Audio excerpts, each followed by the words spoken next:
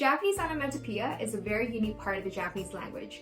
Japanese language itself can be kind of vague and indirect, but Japanese onomatopoeia fills that gap and provides a more precise way to describe feelings, textures, sounds, movements, and appearances.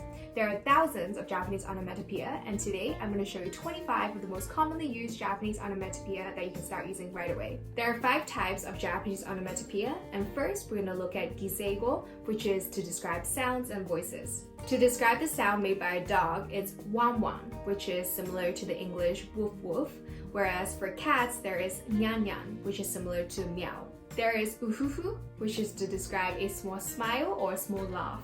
There is ahaha, which is to describe a big laugh. One that you might hear quite a lot is pera pera, which is used to describe someone that's very fluent in a language. So for example, someone might say, nihongo pera pera, that is to say that your Japanese is very fluent.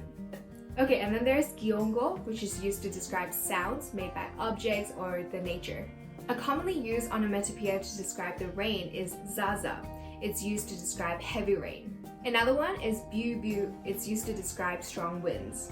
Another Japanese onomatopoeia is sarasara, which is used to describe the wind blowing through the leaves and the leaves rustling. Another one for you is dokan, which is used to describe loud noises. You can use it to describe, for example, an explosion or a car accident when 2 cars crash into each other. And then there's chin, which is used to describe the sound made by the microwave. So when your food is done being heated up, it would go chin, and that's how this onomatopoeia comes from.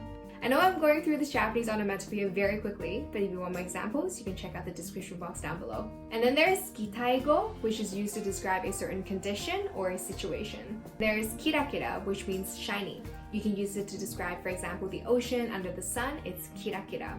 You might have also seen kirakira in anime and manga to describe the character's eyes. There's zuruzuru, which means slippery.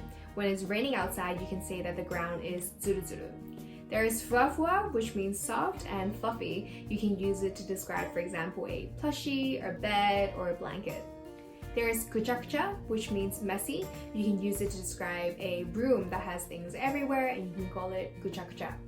Barabara is another common Japanese onomatopoeia that you can use to describe things are being scattered or things are falling apart. You can also use it to describe people that are being separated.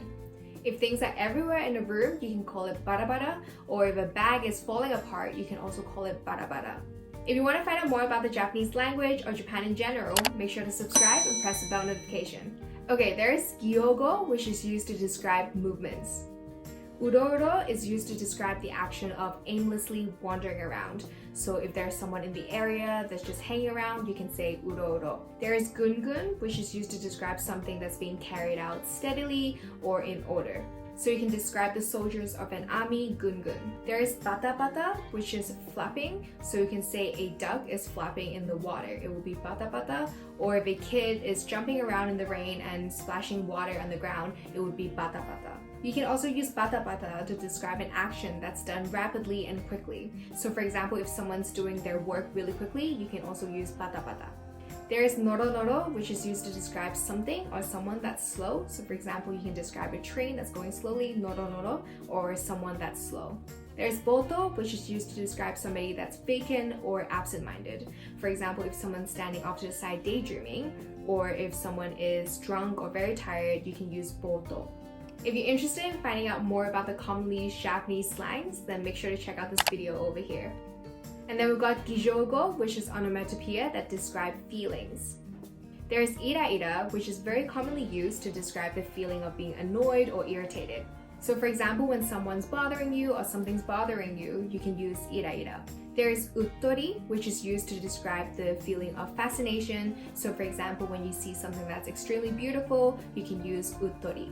There's bikkuri, which is used to describe that you're surprised. So for example, if someone jumps out and scares you, you can say bikkuri. There's dandan, which is used to describe something that's changing slowly. So for example, you can use it with weather, the climate, or statistics.